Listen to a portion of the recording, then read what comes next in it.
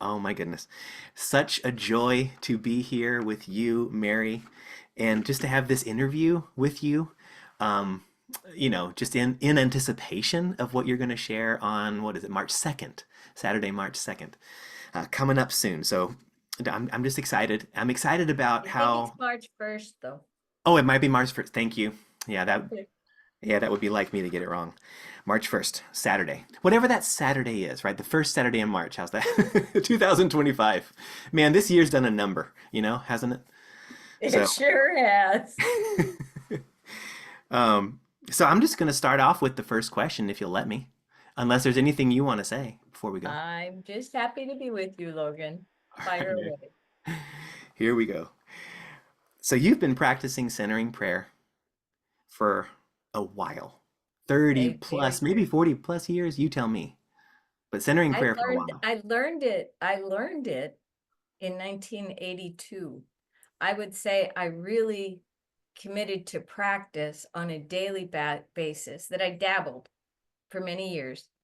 Probably about 87 when I joined a prayer group at the House of Prayer, and really it became a daily practice. Yeah. So I don't, if you saw me up close, Zoom has a filter that makes you look better. I do have the wrinkles to prove it. And Uh, there are some gray hairs up there, so I'm trying to show it. oh yeah. Well, it just proves a great vintage, I would say, as someone who is also aging, I hope gracefully. I know you are. I can say that to you if you'll let me. Well, Mary Mrzowski at Chrysalis House, but that was our joke. How do you grow old gracefully? Practice, practice, practice. Oh, And for her 65th birthday, I found cocktail napkins. And I think they were actually meant to be about golf, but they said that. How do you grow old gracefully? Practice, practice, practice. So oh, that's so so great. thank you. But it is, and that's the dance. Yeah. Practice, practice, Right. practice. Oh. Well, I see t-shirts in the future or something. Some sort of merch. Some sort of. Beautiful. Okay. So, and you've had direct experience with Father Thomas Keating, who, of course, is one of these monks who has developed a method for us that we're using, known as centering prayer. But it really is all about the method, isn't it? I'm sensing. It, well, I really am going to go beyond that. I think Hmm. it's all about the intention Ooh. because I honestly believe for years I did it wrong. Um, the method is so simple. And in Thomas's later years, he really said, our part is to just sit down. Mm. Mm. So I believe so long as I have the intention to consent, to say yes to this process, that is centering prayer when I sit down and don't choose to consciously involve my thoughts, to let Yes. them be there, whatever they are. Right. And I wish, and I think we are, and I think Closer Than Breath does a wonderful job of communicating. People still have the expectation that the chair gets better or that thoughts diminish. I think at times they slow down and at times we are relieved, but momentarily, and that most of the time that teaching that the fruits are in daily life. Yeah. So what Thomas's gift to me was, because remember, contemplative outreach was very new when I got into this, and there weren't a lot of prayer groups. I was lucky in Erie, Pennsylvania. We had a house of prayer, and Sister Rita Pansiera, she was engaged and she bought the spiritual journey tape. So she was offering a group and a lot of formation, which Wow. was very helpful to me. Oh yeah. And that's how I got to my first intensive retreat. But the exposure really was the draw to want something more. Mm. I knew at that stage, I was in my late 20s, about to crest into 30, that education wasn't doing it. I had more and more education, so I understood more and more how screwed up I was, but that wasn't helping. I was very involved with my parish. I was Roman Catholic at the cathedral. I was president of parish council. I was a lectern. I was a Eucharistic minister. I'd been to a Jesuit university. I was doing all the things that I knew how to do, and it wasn't, there was a need or an ache or an emptiness that just wasn't being met. So Mm, centering prayer was a real gift in my life. And so I knew the truth of it, that I had that hunger. But when you ask me details about it, like I didn't really read Open Mind, Open Heart till I was actually living at Chrysalis Housing Community. I was like, maybe I ah, should pick up the book. I that, don't ah, personally, I don't like books about prayer. I really am attracted to prayer. mm-hmm. So would you say Like that's what actually drew you to contemplative practice? that I had people around me that we were, Rita started up centering prayer groups. So I had a group to go to. So I could be faithful Yeah, and then fall off and go back and go back and go back.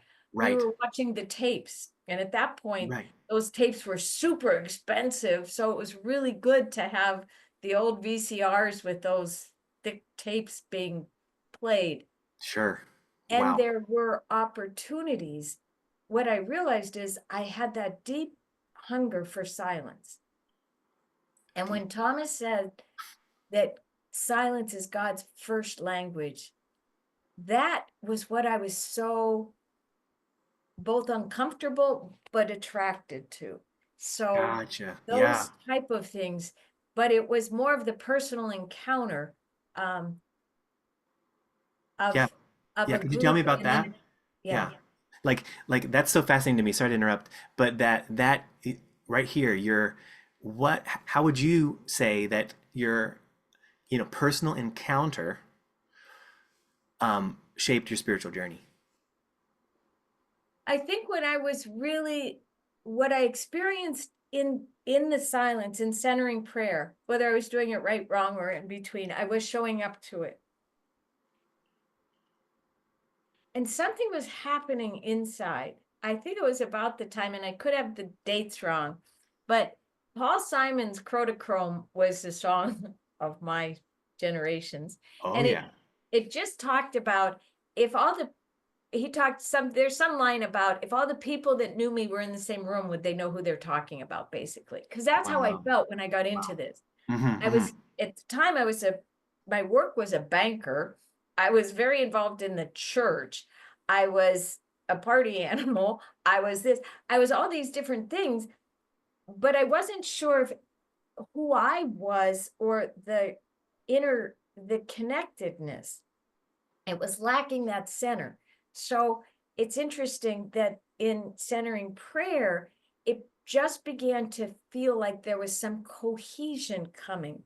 And Mm, that was supported then in the physical group, having a group to practice. Then as soon as I met Thomas Keating, I was all in. I didn't have a doubt. yeah, I didn't have a doubt that yeah, that he was that what he was sharing was a truth that made sense to me. And if I spent the rest of my life trying to understand what he was saying, that would be enough for me. right. And That now was a great correct me support. here, but my understanding is he was your spiritual director for a while. I don't know if I'd use those terms. Okay, what terms would you use?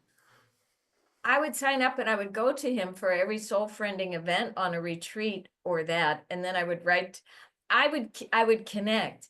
Um, in the early time, Rita was my spiritual director when I was into those. I don't really like that. Like even myself now, I call often what I do spiritual companioning. Oh, I That love that. I I love walk that. I walked with some people on a journey. I love that. But I I was a little I was like a little fly on the outside of all of this ointment, or a little ant, that when I showed up and Thomas made himself available, I would take everything I could get. Yeah, But he was Thomas Keating, so no, I'm little in the back corner. I would never claim, uh, and I never asked for. I would show up with spiritual questions, gotcha, but it gotcha. was never a relationship of uh, director directee. So kind of okay, I gotcha. But also, like, I just love your distinction there because as someone who holds that space of spiritual direction, I also consider myself a spiritual companion, a spiritual accompanier. I don't direct anything. So, yeah, that's, oh, I love that distinction. So, your time at Chrysalis House, you hinted at it already, but your time at Chrysalis House in the 90s, right? I So, went, well, what happened was Sister Rita um, was a mercy nun. I'm in my late 20s. She's in her early 60s, probably late 50s, early 60s. She goes on an intensive retreat in Colorado. And this is before the retreat center at the farmhouse. Great. And she comes back and she said, Mary, you would absolutely love this. But she said that she developed shingles after the retreat. And she said it oh, was unloading of the unconscious, which we used to talk a lot about. So I'm 30. She's a nun. She's 60. She says she got shingles. I think I'm not going there. I would die. So I just, yes, yes, yes. And oh, they held a big um, waiting list. So one of the other guys who's still a friend of mine, Doug, he signed up to go, and I signed up to go a few months after him. So he mm, was going to be my canary in the well because he was okay. a little older than I was, but he was a single guy. Yeah. Anyways, so if he survived this, I would go. But I was very open. I wasn't, and he did survive it. So I ended up I ended up going. Hmm. Well, that experience was life-changing on every level. And at that retreat, I would sign up for every time Thomas had, I couldn't believe he had open spaces. He was available every other afternoon. Wow, I So can't believe I it. was showing up a lot. And one of the questions where do I go from here? And he gave me two names. So one was Mary Mrzowski. Hmm. The other was Meg Funk. Well, Meg Funk, Benedictine, Beech Grove. I was living in Erie, Pennsylvania. We have Joan Chittister, the Benedictines, whom I love and am connected with that monastery. I had a sister who had been a sister of St. Joseph. I knew the religious, vowed religious women, but that wasn't what I was really looking for. But I was to the point where if that's what it's going to be, that's what it'll be. So Mary Mrzowski, this lay contemplative community, those were words I didn't know what it was. What is a lay contemplative community? Yes. So I reached out and I actually flew up there the next weekend afterwards, because at the time I was in private banking, and by God's grace, I actually had Thomas's cousin as one of my clients who we were out because I would tell people assumed I was going to Colorado to ski. It's not Oh. something that was known in my world. Uh-huh. Uh-huh. And I mentioned it to this lovely woman because it was a real desert time work-wise for me. And she said, Parker Keating, my cousin? We didn't know what happened to him. And I was like, well, he's written a couple of books. So anyway, when I went to Chrysalis House, David Frenette picked me up at the Newark airport, and I didn't understand because their schedule was very monastic at the time. So Okay. it wasn't real conducive to picking somebody up at the airport at 11 p.m. and that I Gotcha. might get to see Mary the next day, but she was presenting somewhere. So anyway, I went up to Chrysalis to visit. Mary blew me out of the water very first meeting. Hmm. And it was Kathy McCarthy, David Frenette, and Mary Mzowski. And Thomas was our spiritual father. So he Hmm. didn't live there, but he came into New York area relatively often, and was kind of the spiritual father. He was the spiritual father, not kind of. So Hmm. anyway, I that would have been in April or May, and I was living there by the next September. So it took a while. You had to apply, and Yeah. but And then so if like he's sort of the spiritual father of the thing, I think I've heard you say this too, but then Mary is the spiritual mother here? honestly, anybody who knew Mary Mrzowski, she was a force of nature. Hmm. So her name is Polish, but her maiden name was Caparosa. And with that Brooklyn accent, Hmm. Mary, uh, she was a strong energy. She was a one, um, or a four, we're not sure. Hmm. Those Hmm. who lived with her used to call her a four. She called herself a one. But anyway, Wow. her wisdom and on in the New York side of things, Mary was as well known as Thomas Keating. So Mhm. I was coming from Colorado under the beginnings of contemplative outreach. But from Mary's perspective, on Long Island, she was a real early in the divorced and separated Catholics and prayer groups. And, the welcoming prayer was called initially releasing, but then open mind, open heart practice. She had her whole following that supported much of Chrysalis House. Got So it. she was as big there as Yep. Thomas Keating, Yes. almost. But then in the lived example, it was Mary and Thomas's energy. They were 2 years apart. So she was much older than all of the rest of us. But her lived experience took his great brain of practice and brought it into a very earthy, kind of a Mother Earth piece of it. Hmm. So if we had Father Sky, she was Mother Earth. And that was the integration. Mary was real. And Yeah. that's, there was one thing I was looking for, it was, what is authenticity, or who am I? Yeah. Are you my Yes. mother? Are you my mother? Or what am I? So she was a real lived example. Yeah.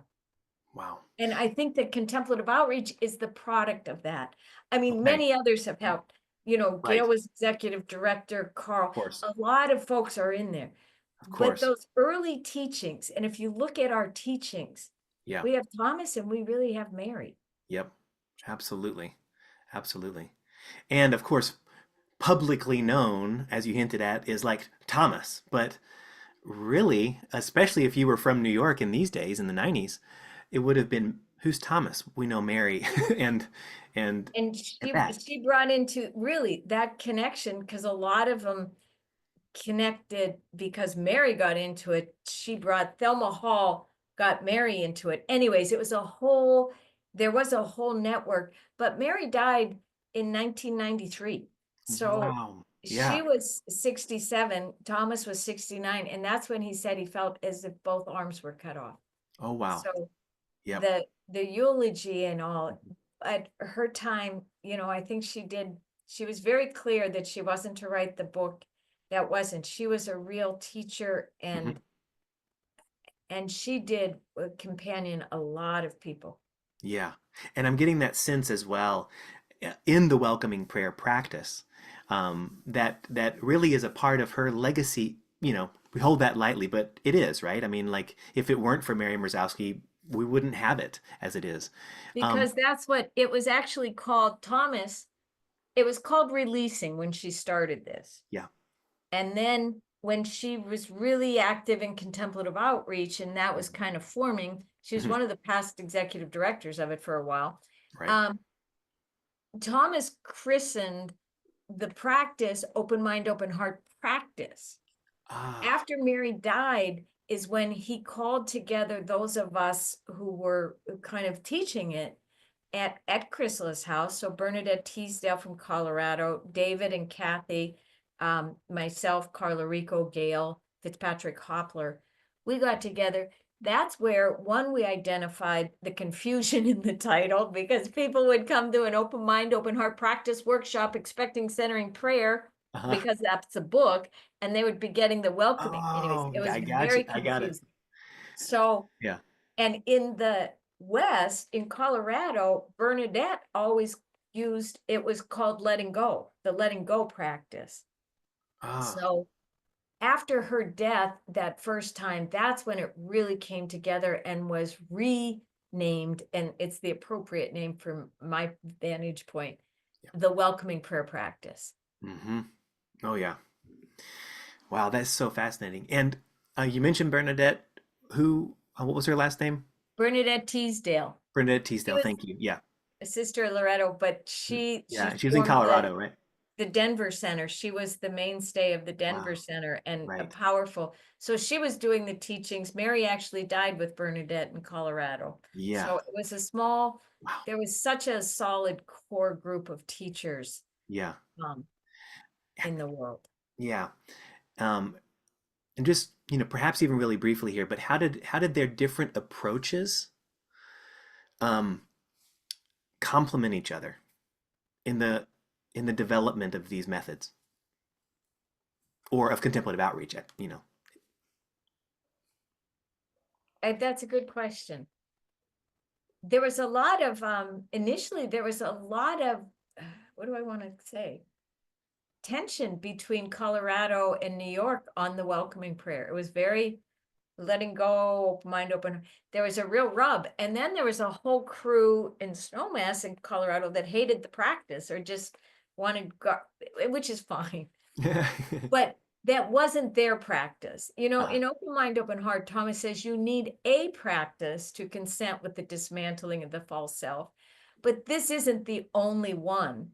Right. Right. So depending on the rigidity, and I think it had to do with some folks, and it happens in all teachings, Hmm. get very rigid. Hmm. About Hmm. like, I either have the answer, I have your answer, this will fix you, Right. or this is also how you have to do it. You have Right. to. And this is all under the inspiration of the Spirit. So Mm. I think the Spirit's done a wonderful job in the evolution of the welcoming prayer. Yeah. And hopefully, I believe it can evolve much more um, Oh, yeah. into greater simplicity, because that's what's happened. Yeah. It simplifies and simplifies. And Mary was very wise that she said, this is not ready to be written down. Right. So I think that it's been through enough variations I and love that. quite an interesting history. But I love that. Yeah. Once we write it down, we argue over the words. Right? It's such a human thing. But also, isn't it adorable on the one hand? But on the other hand, what I think is kind of cool too is what if we let the artists in for a second? I will volunteer as tribute. And I'm noticing open mind, open heart. You take the first two letters and you've got and you've got O. And what I'm sensing in the evolution is we don't grow without discomfort. So maybe the open will is the ow. And maybe that's a part of the practice here. So maybe it's and o and ow and whatever else we have to offer. But this is kind of speaking to me here to this, evolution of the practice aspect that I'd love to ask you a couple questions about here. So in your years of teaching, and remind me, but at this point, 36 years, isn't it true, of the welcoming prayer teaching and practice? Mary sent me my first away of the welcoming prayer practice was to Seattle. So that would have been in 1992. You do the math. It's And there we go, 2025. So 2025. that was my first away with it. And to be honest, I was actually going into Chrysalis' house the weekend she died. I was back in graduate school in Pittsburgh. I was coming into Chrysalis' house to share welcoming the weekend she died in Colorado. So it was just a God wink for me that I Yeah. was with my community to Oh my mourn. goodness. Absolutely. So in evolution, there's change. There's growth. There's development. And in your years of teaching, your 3 decades at this point, and facilitating retreats and workshops, and how have you seen the welcoming prayer practice evolve? And in what ways um, do you see that there's a process? I know that you've started teaching that as well. So I know there are two questions in there. So you can start with whichever you want. But I'm just noticing, like, on the one hand, how do you see it developing and how have you seen it develop? And then on the other hand, what led you to develop what you're now calling the process of welcoming? You're good, Logan. I think that everything simplifies. That as we get at least my brain, complicate, words, Right. because I believe welcoming is truly a wordless practice. I'm right there We with you. use tremendous words to explain it, which it's really, as Mary said, illogical. Mhm. But we use a lot of words, and then in the early days of practice, we teach what to say, Yeah. which was very valuable. That's how I came up. I had to do that. Right. At, at some point, both in mine and in others, I think it's a very organic practice that relies less and less on words. Am I saying this right? Because there was a very interesting bubble in it when one of the CLP, the Contemplative Life Program booklets came out. The first one, they published a wordy prayer that was called the welcoming prayer. I welcome. So I would go places and people would always be saying, I know, welcome. And I was like, boy, we're not communicating the truth of this practice at all. Boy. Yeah. Throw out the word well. If that's Yeah. what Yeah. it Yeah. is Yeah. to you, you're Right. not hearing it at all. It's Right. that deep movement into and grounding in and releasing, saying yes and surrendering and embracing. So Hmm. I think we're getting better than Yep. ever. And Yep. I think our languaging is getting better than ever. Hmm. And the fact that we really attempted to align the teaching words more in simplicity Yep. and to really focus and hold people in their bodies as best as possible. Yes. Once the prayer takes root, it does its own thing in each of us. And that's what I've experienced, which led to the welcoming process. Yep. That I teach a lot of the forgiveness prayer. But when I ran into initially William Menninger's The Process of Forgiveness, and then Desmond Tutu's The Book of Forgiveness, these are processes because otherwise I tend to judge myself on the practice. Okay, Right. I am a one, I can be perfectionistic and right and wrong and yes or no. Right. And it was very discouraging because there were a lot of things that I thought I should be welcoming better, which really meant I thought I should make them go away. Mm. Mm. So, Just another way to improve it. oh, improve it. Be in control. You don't hear any control in that, do you? So, anyway, the process Hmm. I realized was the growth in me Yeah. that I could begin to see sometimes, many baby steps, but even seeing it, allowing it to be there, Yes. accepting it, then welcoming it, and truly embracing that those were movements that some of them, for certain patterns in my dismantling process, took years I didn't see. You might have seen it. That's why we always teach the body's the warehouse. I love sitting in airports and watching people. I see Right. stuff. You Right. see stuff in me, but that we are blind to. Right. So, Past civilizations, I've heard it oh, said before. Yeah. and it's remarkable. So the welcoming process was a way to encourage myself and others to recognize that these aren't one and done, that we're Right. not, like I used to think of practice, Mary's line, practice. I used to think of it, I was practicing for the Olympics and I was going to get to the Olympics and I was going to get a gold medal and Right. it was done. Right. And Then they everything else is losing. Oh, and I'd be done. Don't you Right. understand? I'd Oh, be got it. A fixed. destination. No, I'd be fixed. Got Me. you. And then Right. Right. I found that great mystic Yogi Berra, it ain't over till it's over. That there is no Mhm. end, Mary. That I am Ah. it practice Hmm. isn't about finish. Right. Right. It's really what it says. Hmm. Practice, practice, practice. That took years. That was a really big sea change up here for me because I was still trying to get somewhere. Right. I was still in a fundamental rejection of my humanity and this process of transformation. And I want to be over. Right. Right. And what you're saying here is so important.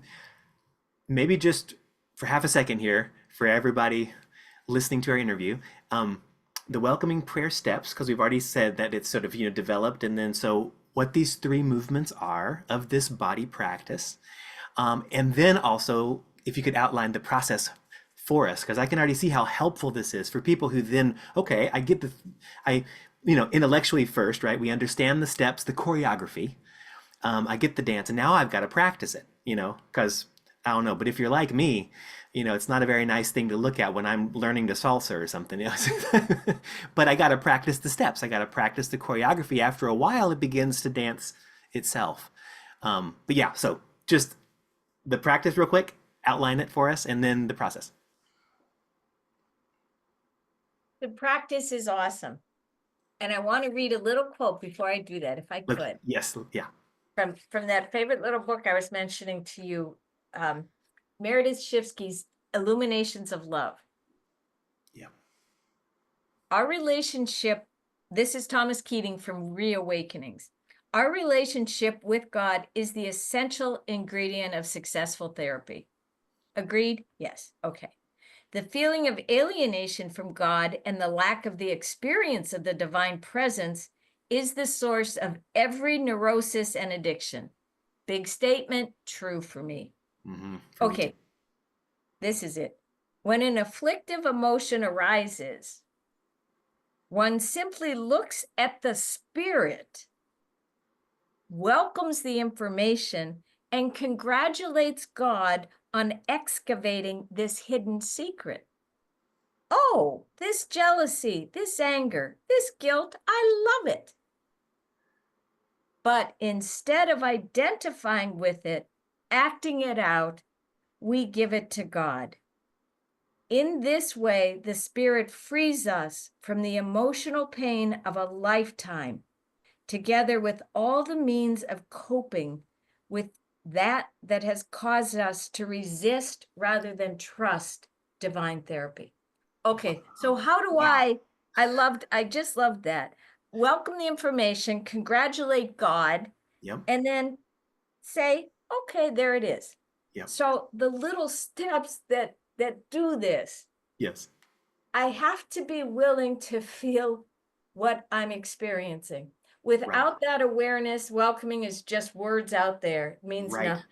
It's Right. when I'm aware that something, and I would Right. challenge Thomas that he uses afflictive emotions a lot. It's whenever I'm experiencing anything, because to be Right. honest, no thought, no emotion doesn't have a corresponding body sensation. Oh, I love that, Mary. And if I could And add something as an Enneagram practitioner, we often, what we call emotions are often narcissistic reactions. absolutely, And what you're talking about is affects, feelings, somatic sensations, if we can get there. somatic sensations, that's what I want. And the more we're aware of them, the more they speak. And Yes. the gift of getting to be an old lady is your body talks a whole lot all the time. So anyway, so whenever I'm aware that anything is going on or that I'm starting to get hooked, I can just, that energetic movement, whatever the sensation is, I allow my inner self to feel and sink into what I'm experiencing in my body in this moment. Often you'll see me, I use my hands a lot, but I'll often hold my attention by holding that part just to help me, because monkey mind tends to go everywhere, but Of course. just to hold me present. Mm-hmm. So by feeling and sinking into, Mm-hmm. I'm picking it up. Yeah. Yep. I welcome interiorly, the word welcome, Mm-hmm. or I use yes, Mm. welcome. Mm-hmm. It's I love the yes. how It's like a consent, isn't it? it's my consent to God's presence and action in the midst of this experience, Yes. because welcoming is grounded in Thomas Keating's grease spot theology. I Yes. cannot have a moment I love that. without the presence animating me at every millisecond. So Absolutely. if we really are incarnational, God is here regardless of my psychological experience. So that's what I'm Correct. welcoming. God, love. you're there. You're not coming from out there into, Yeah, you're already here, yeah, but I can't see you, feel you. But right. welcome, And welcome. this is the congratulating, isn't it? And we're This like is the moving, welcome. moving from, or the invitation Oh, is to move from thank you. hostility to hospitality. Thank you. And thank you for showing this tightness or this whatever. I don't have to name it, which is the Right. other gift. I don't have to Beautiful. Yes. understand what's Right. happening. I just No. have to be honest enough to recognize something is happening. Mm-hmm. So I feel it. I welcome it. Now I am able to really let it go, which Yeah. is turning it back to the divine source. Yes. And we use one long sentence I love it. that is tied to those first three unconscious energy centers, but And I I let love if go. you and I love that you're saying this, Mary, because this is so important. This is like that step that's hard at first, but so important that we get it not right, but that we quote unquote get it because we're sending a signal to these unconscious systems. And it's our intentionality. We are claiming the truth that I let go of my desire for security, affection, control, and embrace this moment as it is. I am not letting go of desire for security, affection, control. It's my over identification with my agenda of how I want it, because I do not fight my humanity. I think that this is the other most misunderstood piece. I do not fight the need that I have, God given, that Right. you have, that we all have on some level for security, affection, and control. What we are manifesting is a willingness Mhm. to allow the source to provide rather than our fixing, controlling, manipulating how I want it. That cloud of unknowing, that from the Book of Common Prayer, and to God, unto whom all desire is eloquent. I Yeah. do believe those deepest desires on our heart are from God. Yes. But what I'm opening to is that fixed agenda from that false self system that was in place, the roots of which I was under 3, and then it was solidified 4 to 7 and 7 to 50. Anyways, I'm letting go of an unconscious force Yes. that really I have no capacity to intellectually undo. Right. This is the source, wouldn't you say, of any kind of compulsion, addiction, and craving, is that it's excess, basically. We overdo the natural impulse. Absolutely. And that's what Thomas said, that so we can all our neuroses and addiction. But we're not bad. It's not, Right. I don't need to judge myself, beat Right. myself up. Why am I doing this? I'm Right. doing it because I'm human and I'm, whatever reason, is must really entertain the divine source because we all There it do is. it. But Yeah. but I don't have to live under that guise, because under the false self system, I am trapped within a repetitive Hmm. that there is never enough. There Mm. is never Right. enough. There is never enough. Right. And so And we're that's embracing the enoughness. we're embracing and trusting. It's a movement into radical, invincible trust Yes. that there is enough, which is what Jesus tried to keep telling us. Stop worrying, get Right. out of the way. Right. Um, Right. The I flowers of the field. exactly that. Why, why do you worry so much, honey? It's just keep coming. And that's when you asked about embodiment. Thomas Keating and Mary Mrzowski, they were way down the field, but that's what I got from them. They just kept saying, keep walking. It's Yes. okay on this side. Keep Come coming. on. Yes. So that's all we're doing in welcoming. It's my way to step into my stuff. Yes. And I'm also noticing this, and I want to appreciate this, Mary. It's a radical trust in this Invincible. now moment as it is without my commentary. And you know what I did when you mentioned that, and I meant to grab it, but I went to the dictionary. Kathy McCarthy at Chrysalis House, and it was really helpful. She would often pull out a dictionary when we were teaching and using words. So I have it right here. Give me 1 second. I'm just Sure. grabbing a piece of paper, Sure. Sure. and I hope it's the right. because I just, when you say that, I loved the fact radical invincible trust has really been a commitment of mine for several years. But radical means far reaching and thorough. Mm. Mhm, Far mhm. reaching. Invincible means too powerful to be defeated or overcome. Wow. You know, Julian of Right. Norwich, all shall Whew. be well and all shall be well. Hmm. The one translation I have in the longer version makes the point. She doesn't say you won't be overwhelmed. She says you won't be overcome. Oh, So I love that. Radical, invincible, and trust as a noun, it means a firm belief in the reliability, truth, ability, or strength of something or someone.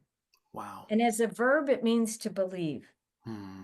So it's that holding on to a far reaching, thorough, and invincible trust that what I have consented to, which is giving permission, and what I am surrendering to, because consent does move to surrender before we hit trust.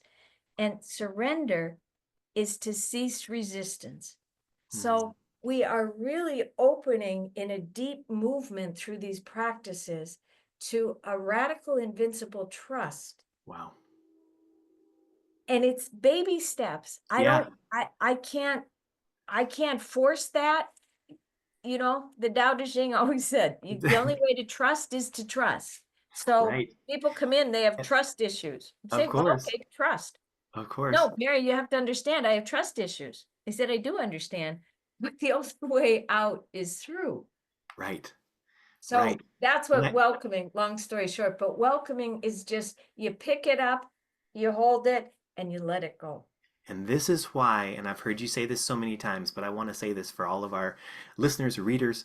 Um, this is why when my thoughts are going wild, we can use a practice that you encourage, which is the No thought. Logan, no thought is worth thinking about.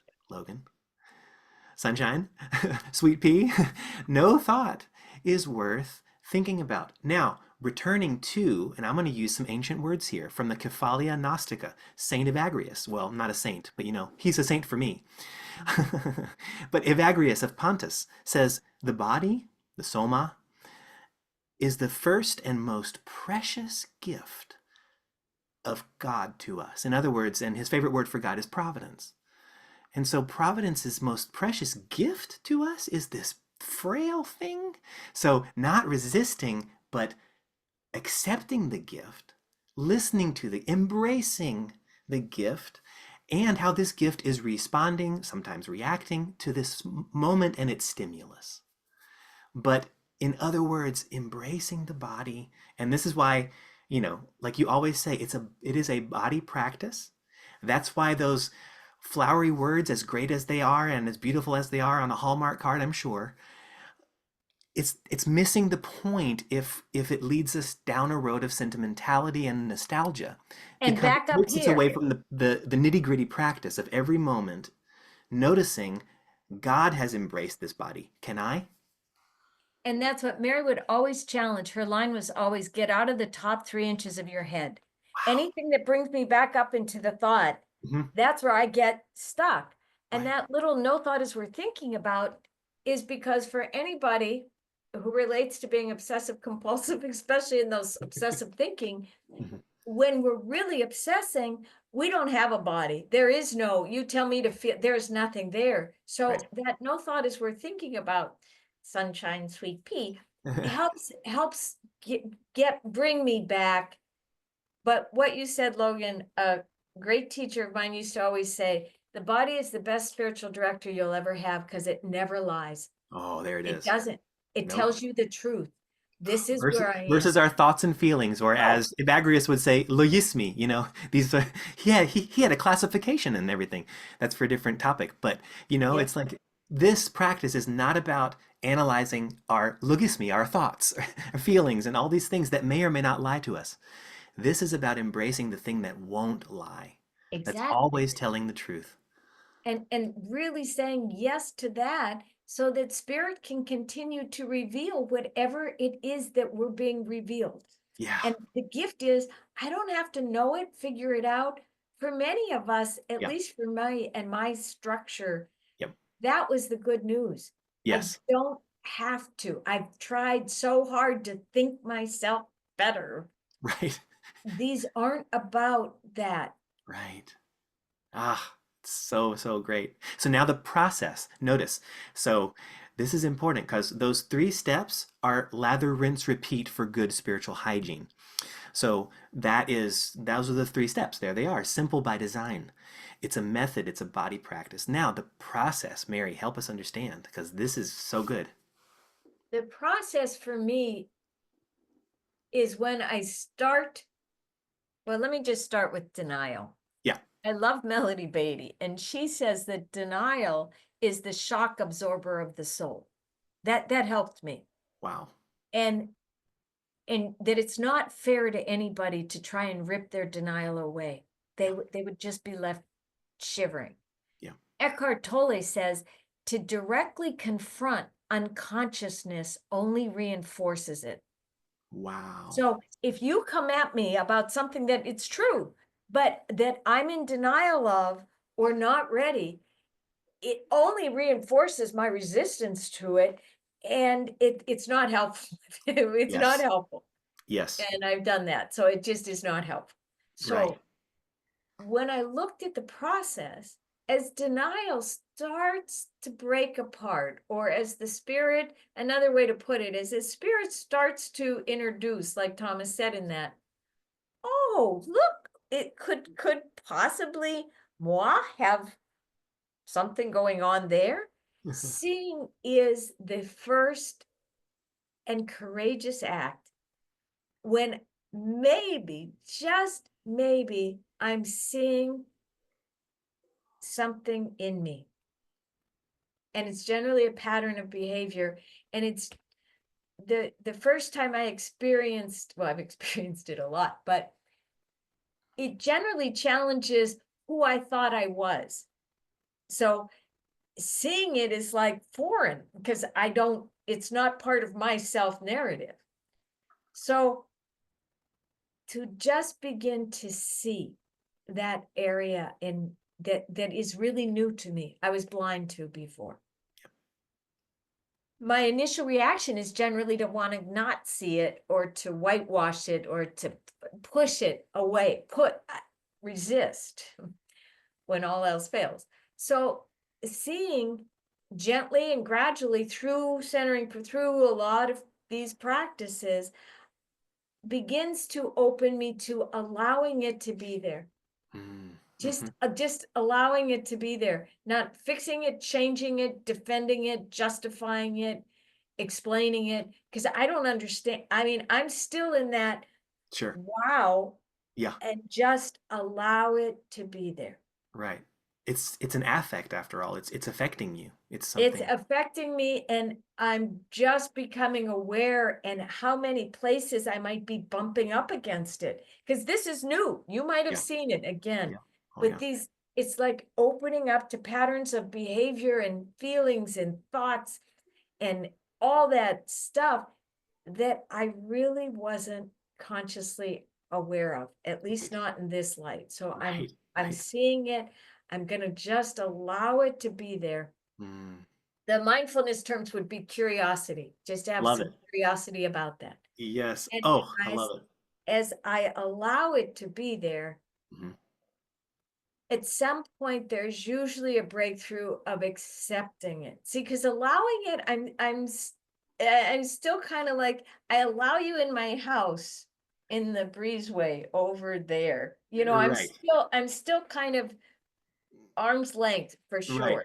Right. I can allow myself, but I don't know if this is true about me, but Yeah, I'll allow it. I'll allow yeah, it. Yeah. and the funny part, I love the word allow because it's as if I'm in control, but but I'm Right. still holding on I to love the it. illusion that I I love have it. a I love it. choice. I I do love have a it. choice. And you know what I mean? If it's there, it's there. But anyway, Right. so acceptance is where allowing is starting to maybe, okay, maybe It really is there. And that Right. acceptance for me is just like that. Okay. It's the Yeah. first part of the exhale. Oh, yeah. It's like it's the answer to the question, are you willing to accept this, isn't it? Yeah. And it's just, okay. Yeah. Yeah. Up to that point, it's more of a shock. Hmm. Um, Now, when the acceptance comes in, often a lot of feelings emerge. And Hmm. that's where often the self-judgment, condemnation, shame, whatever. Oh my God, it Yeah. really, I feel it. I see it. Right. It's Exactly. This there. is this is a feature now. And so This it's is a like feature, which of is why of I my love body, of my body. of my body, which is why I just love that little quote of Thomas that we get excited about it and say, "Oh, how wonderful. Oh, Thank you. yeah. Thank you. Yeah. Thank you." Yeah. Okay, what do we say? Oh. Oh, this jealousy, this anger, that I love it. Mm. If Thomas had that little twinkle and that Irish little, He but did. instead of identifying and acting it out, we give it to God. So Mm. that's what welcoming is. Yeah. Okay, somehow you're precious. Somehow Hmm. you're precious because I'm taking you as a gift. I Yeah. am taking you as a gift from the beloved Yeah. to free me up, that Yeah. you're loving me into life. And this isn't my condemnation. You're loving Right. me.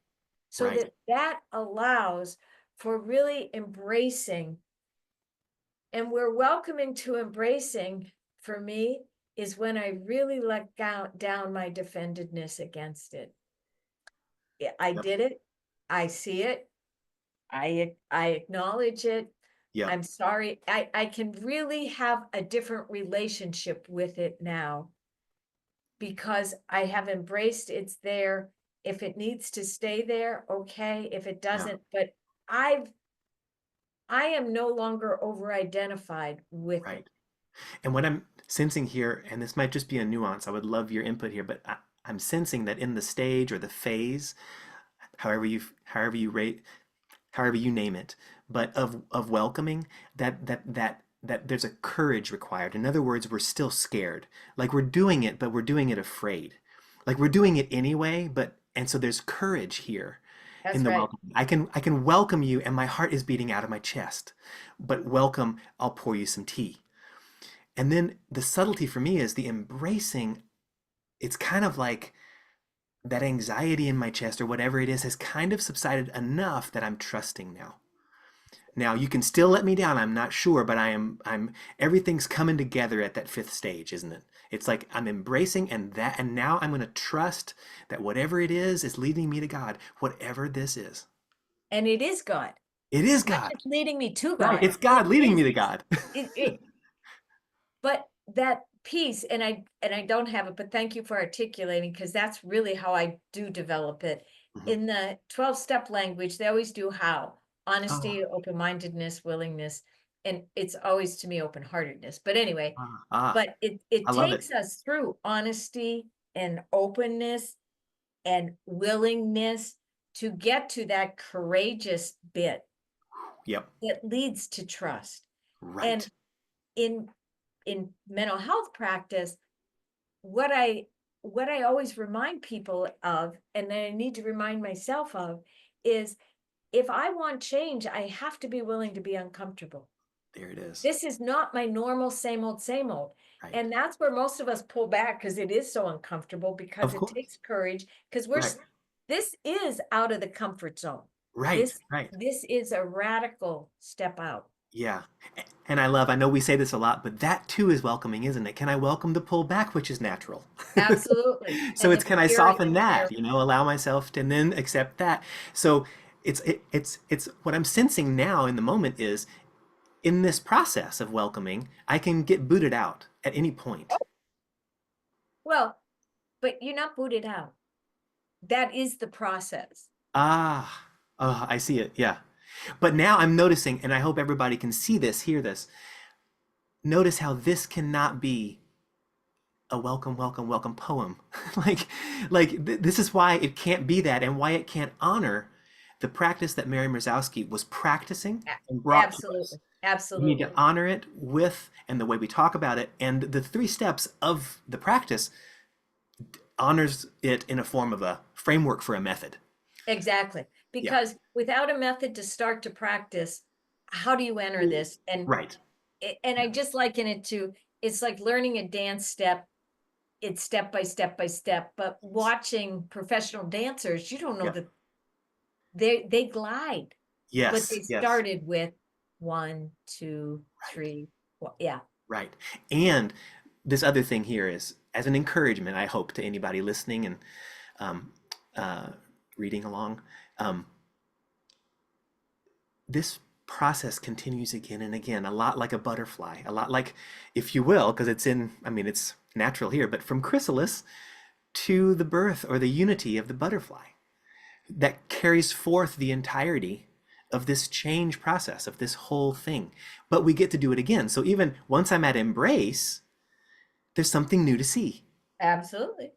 which So long then as starts the you're in process stillness. again with something else. I see, and then we're on the way again to allowing, and yeah. Oh, it's so beautiful. It is, and it frees, at least it, I think what begins to change, I've been thinking about this a lot over the years. What changes is our attitude about, Mary used to always say that it's never about what's happening, it's about what we do with what's happening. Wow. But even for me now, it's what my attitude is about what's happening. Oh, there I Wow. go again. Oh, wow. This is, you go through a few of these cycles, you not as freaked out by them. Right. Oh, everything's going blowing up. Oh boy. Okay. We might be in Yes. for a big one this time. Oh boy. But you go through it enough times, it's like it doesn't really matter. Right, because you can situate yourself. You sort of know ish what's going on. But well, it's not that maybe, but you're no longer interested in what's going on. It's the beloved. Oh, Right. you're really loving me now. Okay. I, Okay. Yeah. I, I don't even Yep. need to know Right. what it is. It's Right. that radical trust that I, something is. That's all. I love That's that. usually all I can tell you is something is I going love on. that. I love that because even in this imagery that I referenced, but in I just imagine if I were emerging from a chrysalis and if I were an emerging butterfly, not only am I not what I was before in the physical form, in this case, an attitude is actually changing, metanoia. It's transforming, it's going beyond the form that it had into another form. But that process is eating myself out of this thing that has been protecting me. And so all I have to do, which sounds easier said than done, of course, but is to obey the life force. Yeah. Ob- Obey God that's leading Trust me it. on to God. But there are these moments, but for a while, it's suffering and struggle. Yeah. It's liquidation. The little caterpillar liquefies as a pupa. Yeah. I used to, in Florida where we lived, I'm gonna have to send you some of my pictures. I had these butterflies all over, and so I used to watch them all the time. And the ones that would struggle and the ones, anyway, it's Wow. a phenomenal experience. And then Yes. they're gonna lay eggs and it's gonna start the process all over again. So it's a Right. beautiful one, but not to denigrate what happens to the caterpillar, not to be a caterpillar anymore. That's my psychological experience of the Yes. process. And Yes. that's not very pleasant. Right. Exactly. Exactly. And undergoing change. Isn't very pleasant. No, it's not very pleasant. No, But the fruits exactly. of It's it growth. are It's growth. awesome. Right, right. I mean, at some point, this little beautiful butterfly at some point is floating through something. You Because know? it's free. It's free. It's no longer attached. And Ah, that aversion or attachment is gone. So now mm, we can be with the currents right. until we land and get eaten by a bird. But Oh, I love it. whatever happens. But Right, it's the freedom that at least that's always probably was my right. deepest intention, that Yes, freedom to right. So really, notice here, correct me please, but from chrysalis, not, from, how about from chrysalis to unity yeah, consciousness? And, to sort of, and everything in between, but the point, the aim of this development, of this evolution that is so uncomfortable is freedom. Oh, no, can I read you a quote of Thomas? Please. Oh yeah. Okay, this is from Reflections of the Unknowable. It's in my Oh, little in my little oh, book, that Illuminations of Love. But love, anyway, love, love, love, love. listen to this. Okay. What does evolution mean? Hmm. Does it mean that we're going to evolve out of suffering altogether while still in this life? That is not the promise. The promise is that we are developing our capacity as human beings to do the things that God does with the greatest of ease, Hmm. to forgive, to show compassion, to respect everyone, and to experience oneness with everyone. I just love that. There it It's is. if I really believe that the greatest response to this love that I can have is to be fully human, whatever I am created to be, which is always an evolutionary changing, finding out new things every day, A process, isn't it? and not to get over. There's a part of me that always wanted to get over. Like Francis de Sales says, we're not called to be good angels, we're called to be good men and women. So, Wow. how do I embody that? Mhm. And that means that I'm called to forgive, show compassion and respect, and experience the oneness with everybody else in my very humanity. That this is taking me into my humanity, not bringing me out of it. And Yes. that's been a real gift in my Yeah. awareness of late, Yeah. Yeah.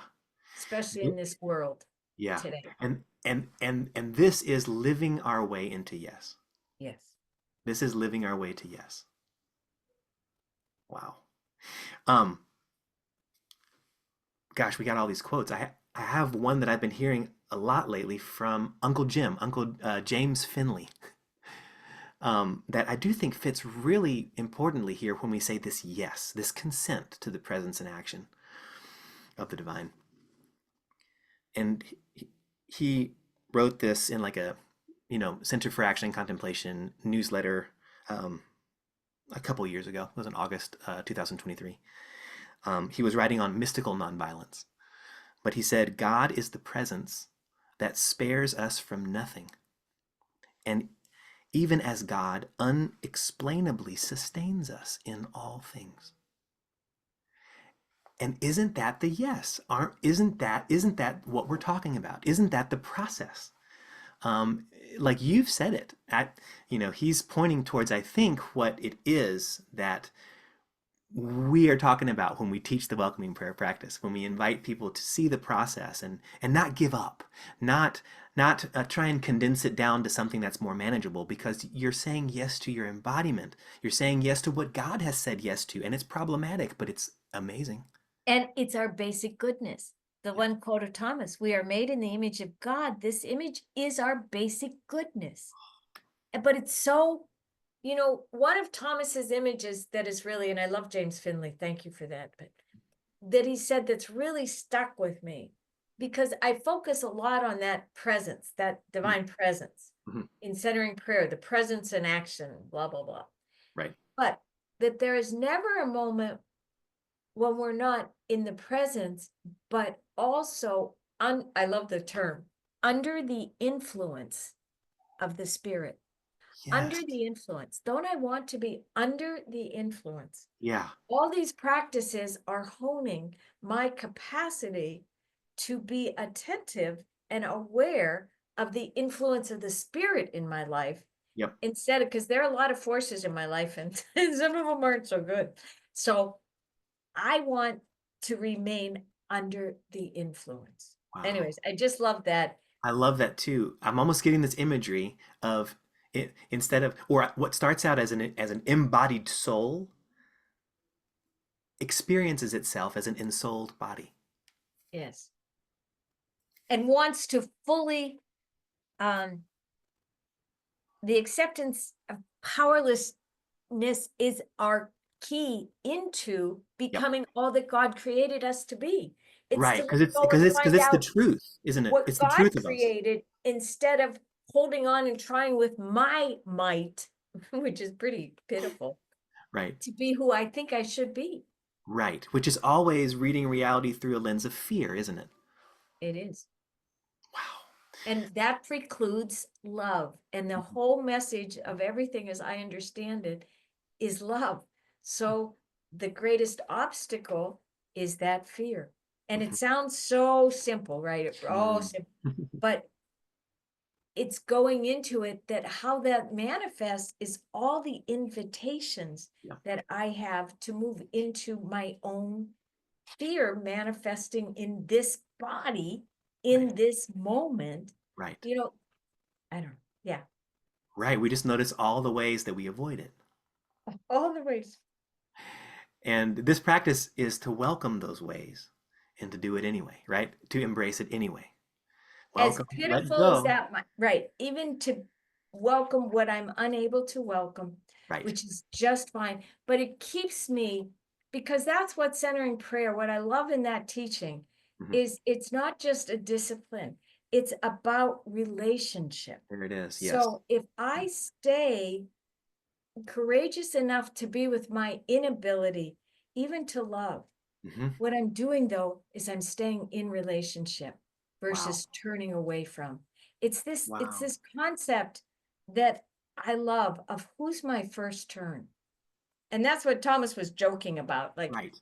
but what our invitation is that our first turn be to the beloved, Hmm. especially in those areas where I dislike myself the most, where I'm Right. most uncomfortable, where I Right. dislike others the most, where that's the invitation, because it doesn't feel holy or loving or compassionate.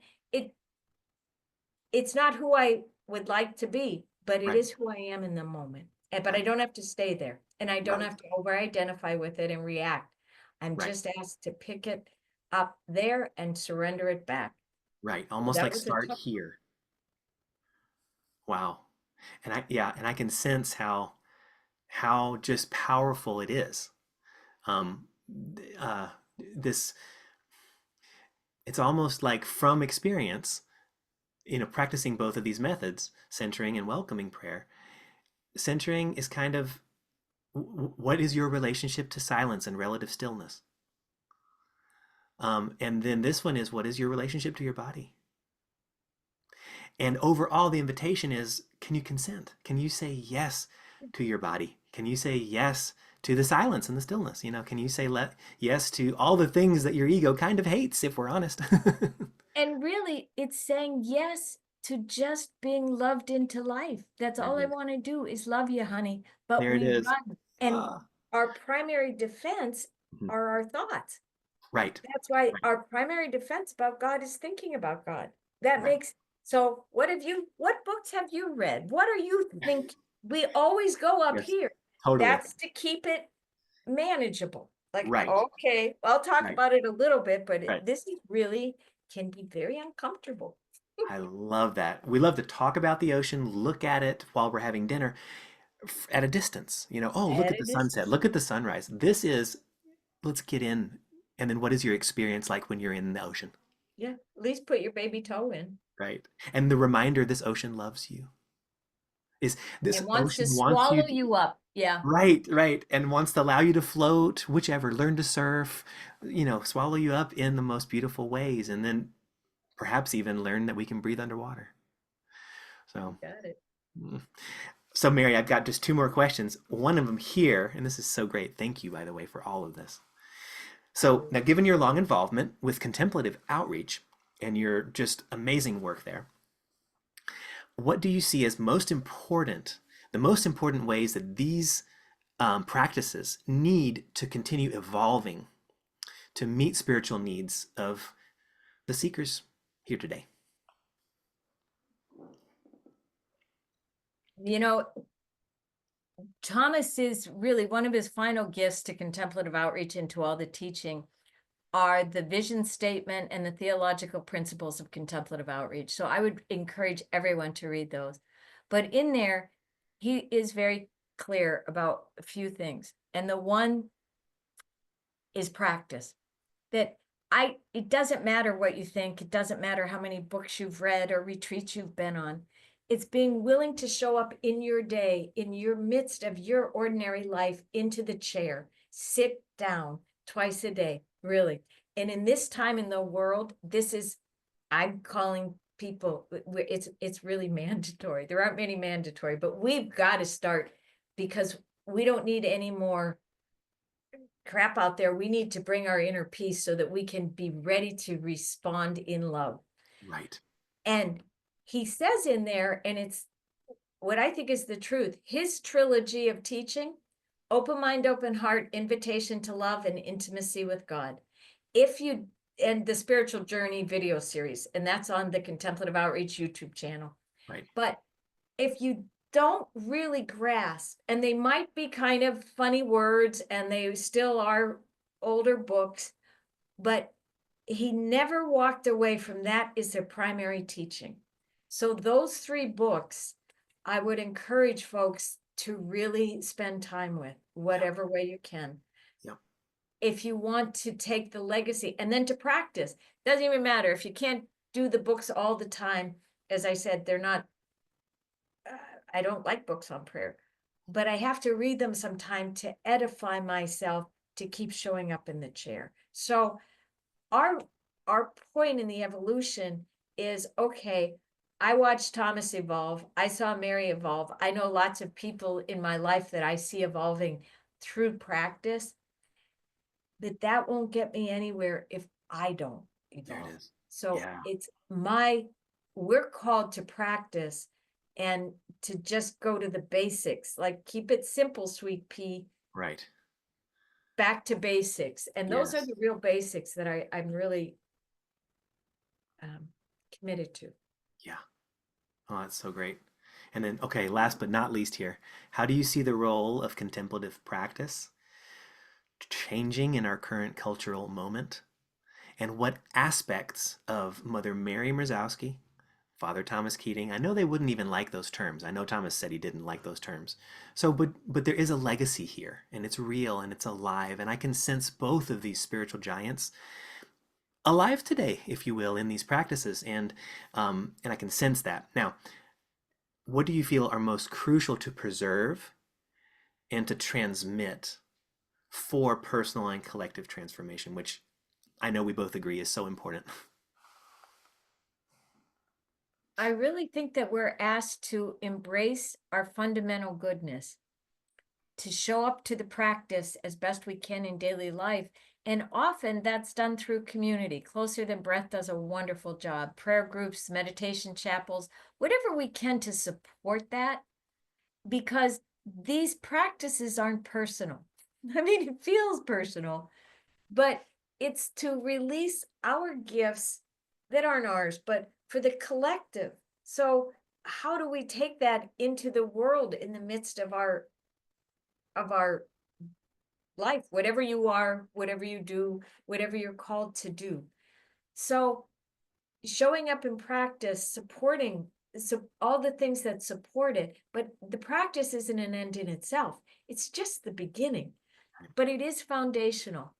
Basil Pennington, in his little book on centering prayer, in that Mount Tabor, talked about we need to build our trellis. If it's as if our spiritual journey is like that climbing rose bush that can languish on the ground if it's not given a trellis. So Mm, just in daily life, what do I need? I need Lexio. I need to sit. I need a lot of black coffee. I need to sit twice a day. I need certain reading. Anyway, those are what I need. right. People need, I need to move within the week. I need this, I need that. So if we look at what are those structures we are committing to support this incredible journey. Yeah, And it is all about love, but it's not always easy. right. And it's building the supports. So they would just encourage us, because Thomas was, and so was Mary. If you're a mom, if you're a dad, you can't do what somebody else who's single can. You have to, it has to go within your lifestyle.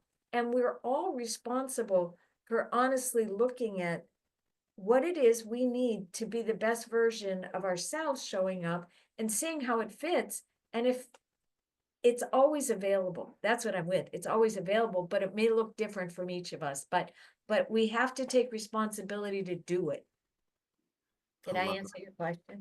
I think you did. I think you did, and I'm wondering if we can end on this because I have heard you say this so many times, and it just continues to always bring me back to the now moment, and and and and it has to do with this, like the trellises, and whatever contemplative practice, contemplative prayer, whatever it is, if it doesn't fit into your life, Something wrong with the prayer.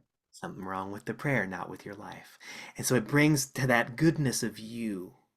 Um, and yet also the urgency and the seriousness of, okay, well, then find a different practice that fits in your life because we're not all nuns or monks or, we don't like everybody, somebody has a lot of kids, somebody doesn't have any children, somebody is married, somebody isn't, like there's all There's these one different, caveat that I'm yeah. going to add to that, though, Oh, can I? please. Yes, please. Okay. I love Ruth Burroughs. For those who don't know, she died in 2023. She was a 100-year-old Carmelite, English Carmelite, phenomenal mystical writer. But she makes the point in radical trust, you're going to end up with empty hands in your ultimate poverty. And that there's a very subtle, especially for spiritual people, because spiritual pride is really yucky. Oh, yeah. But our subtle Insidious. thing is if I had a better prayer practice, this would feel better or work better. So For me. it don't, if it doesn't fit into your lifestyle because you don't have the time, that's a different thing than I just don't like the way it's manifesting. Trust that if the process is a trustable process, stick with it anyways. You're not going to always like the way it's manifesting, but that's where we trust the process. Yeah. But I love how she challenges Yeah. people are always looking for, well, maybe I should add this because it'll be Yeah. better, or change my sacred word, or Right, right. find another direct. That can be an illusion of the false self. That's all. Totally, totally. I mean, I'm just hearing, Dr. David Daniels, Narrative Enneagram co-founder, but we hear this a lot in my community of the Narrative Enneagram, which is his whole saying of like, comfort's not always your friend. That's right. He was speaking to nines, but I think in general, this is true for all of us. Come on, physical comforts. Come on, we're all about it. If you're human, you are all about it. It's not necessarily bad. It's not necessarily your friend.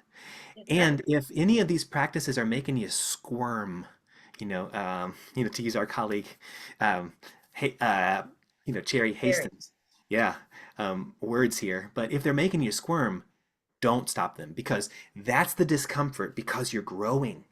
Right. So I love that caveat. Thank you. So important. If it's making you uncomfortable, that's not an indication to stop it. Quite the opposite. True. Uh, Mary, thank you so much for your time. Thank you. Pleasure to be with you, Logan. You're a bright star, and I really enjoyed it. Thank you. Same here. Look Yeah. forward to the first. That's right. It's a practice, not a perfect, isn't it? Amen. Let's do it. Practice makes progress. There we go. Oh, mm. Vielen Dank. Dankeschön. Thank you, Mary.